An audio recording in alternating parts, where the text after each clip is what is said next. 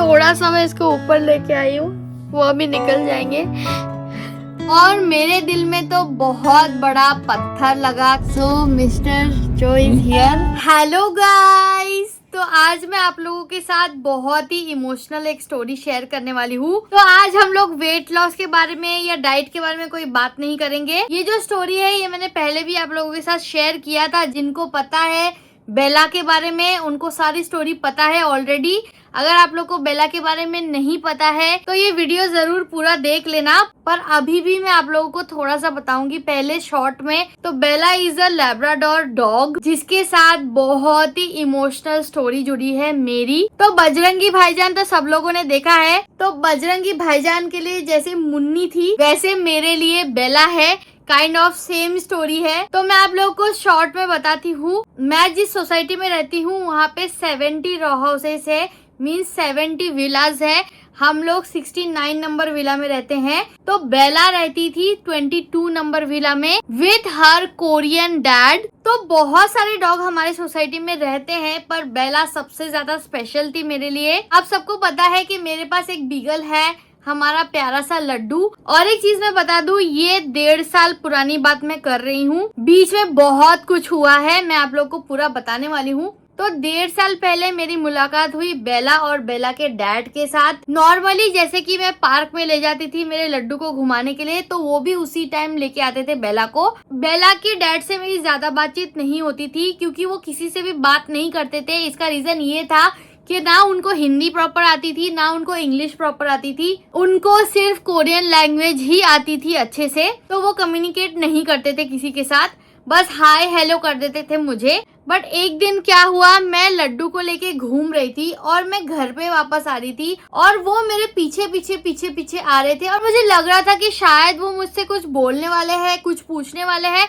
पर वो कुछ बोल नहीं रहे थे बहुत देर से। तो मुझे काइंड ऑफ सस्पिशियस लगा और जैसे ही वो मेरे पीछे पीछे मेरे घर तक आए ना, वो लिटरली रोने लगे थे। फिर उन्होंने रिवील किया कि उन्हें कोरिया वापस जाना पड़ेगा, पर उन्होंने मुझे बोला था कि मैं 1-1.5 महीने बाद आ जाऊंगा, जस्ट मुझे वीजा बना के आना है। पर वो 1-1.5 महीने के लिए बेला कहाँ रहेगी उनको कुछ समझ में नहीं आ रहा था। और वो भी बेला से बेइंतहा प्यार करते थे और उन्होंने एक अननोन पर्सन यानी कि मेरे से हेल्प मांगी क्योंकि शायद उन्हें लगा होगा कि ये सच में बहुत ज्यादा अच्छी डॉग लवर है। तो उन्होंने मेरे साथ ये चीजें शेयर की और सच में मुझे भी रोना आ गया कि यार बेला कहाँ रहेगी।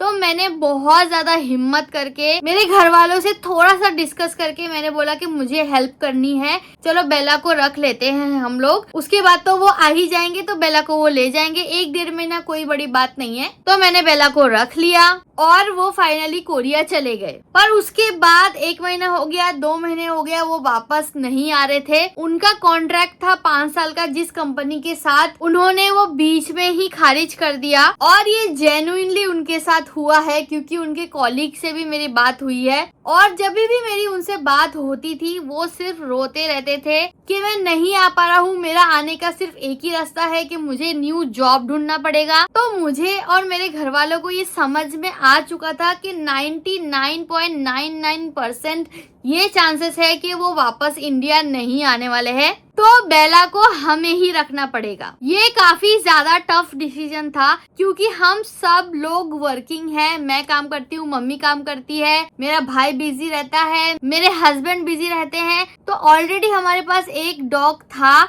और एक डॉग को संभालना इट्स वेरी डिफिकल्ट। बट और एक भी चीज है, अगर कोई डॉग आपके पास आ रहा है तो वो आपकी मर्जी नहीं होती है, वो भगवान की मर्जी होती है और उस डॉग को आपके पास आना होता है, इसलिए वो डॉग आपके पास आता है।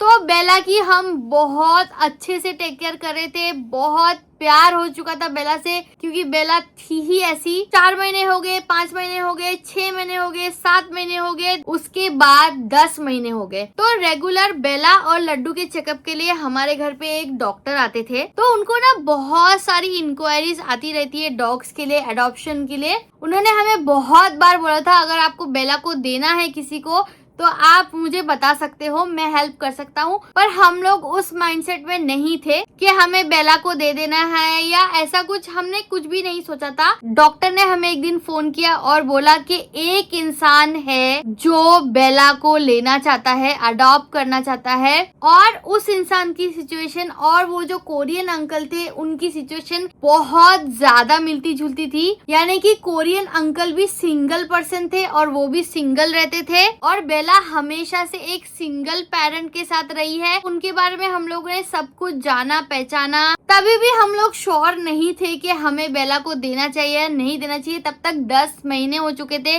बेला हमारे साथ थी। तो जो पर्सन बेला को सच में लेना चाहते थे, उनको सच में जरूरत थी, तो हमारे घर पे आए मिलने के लिए। एक नहीं, दो नहीं, बहुत बार मिलने आए।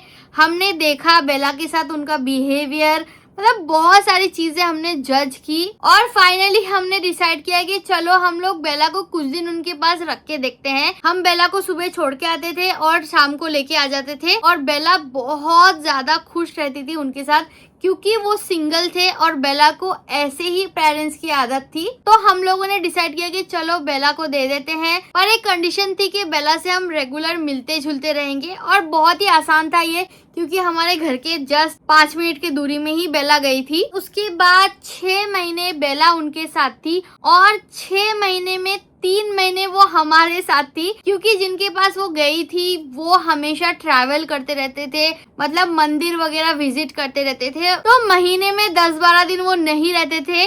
मीन्स बेला उनके साथ भी रहती थी, हमारे साथ भी रहती थी। 50-50 हम दोनों बेला को पाल रहे थे। बहुत ही अच्छा चल रहा था सब कुछ, कोई भी प्रॉब्लम नहीं हो रहा था, कोई भी इशू नहीं हो रहा था। और उस कोरियन अंकल का इस बीच में कोई कॉल, कोई मैसेज, कुछ नहीं आता था। तो ऑब्वियसली नॉर्मल सी बात है, आप समझ ही जाओगे कि वो नहीं आने वाले हैं, या उनके साथ कुछ हुआ है, या उनकी सिचुएशन ऐसी हो गई है कि उनको जॉब नहीं मिली तो वो नहीं आ पाएंगे।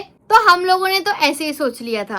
बट यहाँ पे एक बहुत बड़ा ट्विस्ट आया। फाइनली 10-15 दिन पहले, ज्यादा भी दिन नहीं, 10-15 दिन पहले उनका मुझे कॉल आया। और मैं बताऊं, ये जो 1.5 साल थे, इन 1.5 सालों में मैंने उनको सामने से बहुत कॉल, मैसेजेस और कांटेक्ट करने की कोशिश की थी। उनकी तरफ से कोई रिस्पांस नहीं आता था। मुझे दिल ही दिल में बहुत ज्यादा गुस्सा भी आता था कि अगर वो सच में बेला से इतना प्यार करते थे तो वो रिस्पांस क्यों नहीं दे रहे, वो मेरे मैसेजेस इतना इग्नोर क्यों करते हैं। तो फाइनली उनका कॉल आया था और उन्होंने मुझे बहुत सारी चीजें एक्सप्लेन की, जिसके बाद सच में मेरा दिल बहुत ज्यादा दुखी हो गया। तो गाइस, उनका एज 60+ है और वो 8 महीने तक हॉस्पिटलाइज थे, और 2 महीने वो कोमा में थे हाई शुगर की वजह से। ऑलमोस्ट वो भगवान के पास जाने वाले थे, ऐसी सिचुएशन में वो थे। बट अभी वो फुल्ली रिकवर हो चुके हैं, वो अच्छे से लाइफ जी रहे हैं। तो फाइनली उनका कॉल आया, और सिर्फ कॉल ही नहीं आया, मुझे उनका लाइव लोकेशन भी आया कि वो इंडिया में है। ओ माय गॉड, ये बहुत ही ज्यादा सरप्राइजिंग था। और एक चीज मेरे दिमाग में घंटी बजी कि अगर वो इंडिया में है तो जरूर वो बेला को लेके जाना चाहेंगे। तो इसमें और एक सबसे बड़ी प्रॉब्लम थी कि जिनके पास बेला अभी है, मुझे ऐसा लगा था कि वो बिल्कुल भी बेला को देने नहीं वाले हैं, क्योंकि वो भी बहुत ज्यादा प्यार करते हैं बेला से। तो जो मैंने सोचा था वही हुआ। उन्होंने मुझे फोन किया। पहले तो वो बहुत ज्यादा रो रहे थे, जो कोरियन अंकल थे,